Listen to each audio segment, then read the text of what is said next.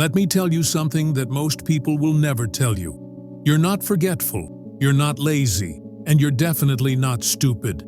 You've just been lied to. Since you were a child, they trained you how to memorize answers, how to follow instructions, how to fit into the system. But no one ever trained you how to unlock your own brain. No one gave you the code to your own memory. They told you to study hard, but never taught you how to actually retain anything.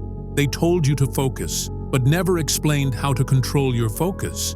They told you to be smart, but never showed you how intelligence is built.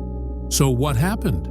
You grew up thinking that forgetting things is normal, that some people are just naturally intelligent and some are not, that your brain has limits. But let me break that illusion right now. Your brain is not limited. Your memory is not weak. You've just never been taught how to use it. And that's exactly how the system wants it. A distracted, forgetful mind is easy to control. But a focused, sharp, self-aware mind? That's dangerous. You see, your brain is capable of storing infinite information.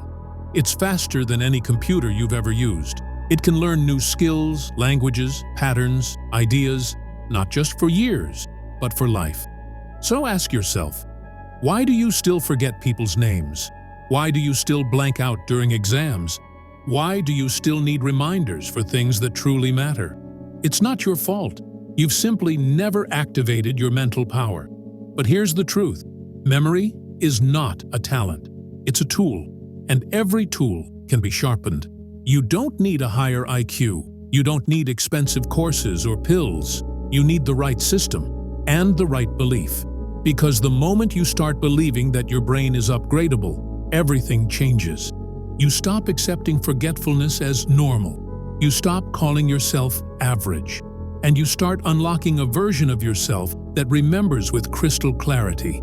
There is a powerful memory already inside you, one that can recall anything, anytime. You were born with it. You just haven't activated it yet. In this video, I'm going to show you how.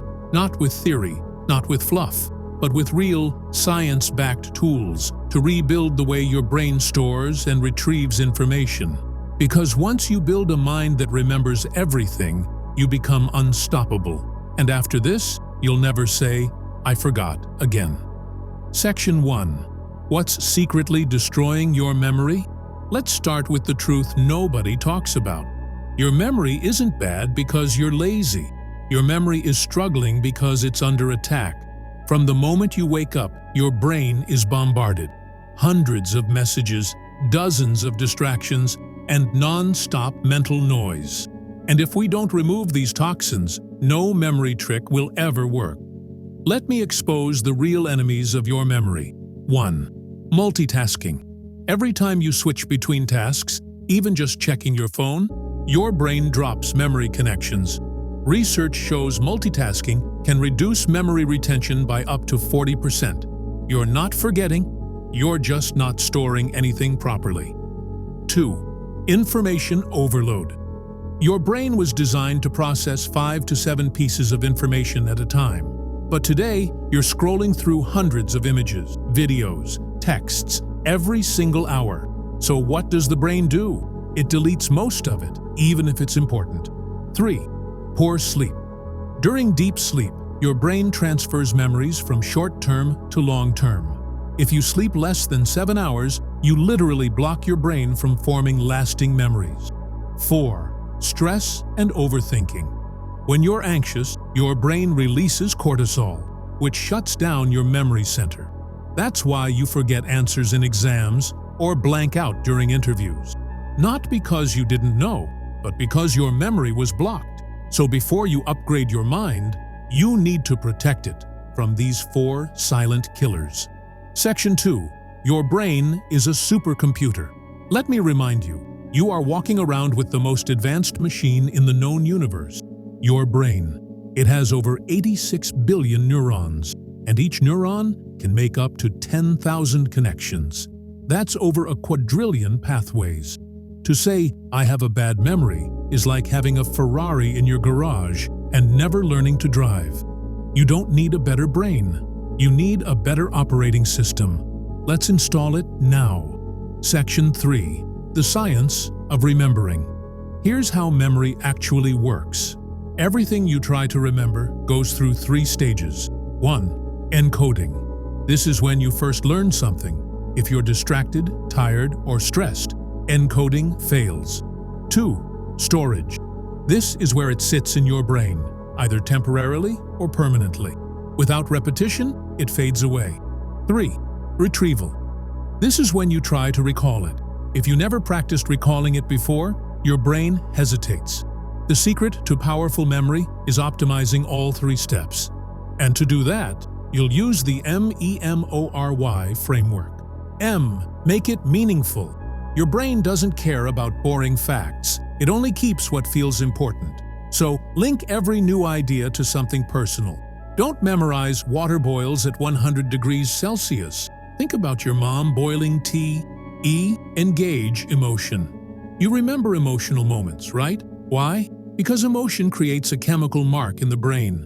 When learning something boring, add emotion. Make it funny, scary, dramatic, or surprising. M. Make it a movie. Turn facts into visual scenes in your head.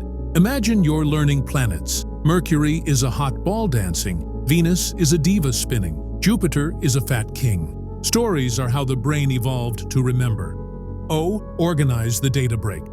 Large chunks of data into smaller pieces. Instead of remembering 20 facts, group them into 4 categories of 5. This technique is used by world memory champions. R. Repetition. But spaced cramming doesn't work. Your brain needs time to absorb. Review something 1 day later, then after 3 days, then after 7 days. This is called spaced repetition, and it's magic for long-term memory. Why? You teach it. If you want to master anything, teach it to someone else. Your brain gives higher priority to information it knows you'll need to explain. Even if no one is around, teach it to the mirror. Section 5. Real-world applications. So how do we apply this in real life? In school, study. Stop passive reading. Start active storytelling. Create memory scenes. Teach concepts out loud and review with the spaced schedule. In business, use name association to remember people. Attach one visual cue to each person, like tall Tom with a tie equals T-square Tom. In daily life, use location-based memory, like remembering your to-do list using places in your house. Groceries? Imagine milk spilled in your kitchen, bananas on your bed, rice flooding your bathroom. Your memory is ready to perform. You just need to give it structure. Section 6. Build your mind palace. This is the ancient memory system used by philosophers, monks, and memory athletes. Step 1. Choose a place you know very well, like your house or school. Step 2. Mentally walk through each room. Step 3. Place images of what you want to remember in each space. Example: want to memorize a speech? Put your intro in the living room, your first point in the kitchen, second point in the hallway, and so on. As you deliver the speech, you mentally walk through your memory palace. Each room gives you the next idea. Once you build one palace, you can build more for every subject, every topic, every goal. Section 7. Daily Brain Training Ritual. Here's your daily 15-minute brain workout to turn this into a lifestyle. 1. 2 minutes. Focus training. Close your eyes. Breathe. Bring full attention to the moment. 2. 3 minutes. Create a funny story. Take 5 random words and build one crazy scene. 3. 3 minutes. Recall what you learned today. No notes, just pure memory recall. This strengthens retrieval. 4. 3 minutes. Teach one thing, pick one topic and explain it out loud, even to a mirror. 5. 4 minutes. Build or walk your mind palace. Review your visual cues and sharpen your connections. Do this for 21 days. Your memory will transform. Your brain will feel sharper. And most importantly, you'll start trusting your own mind again.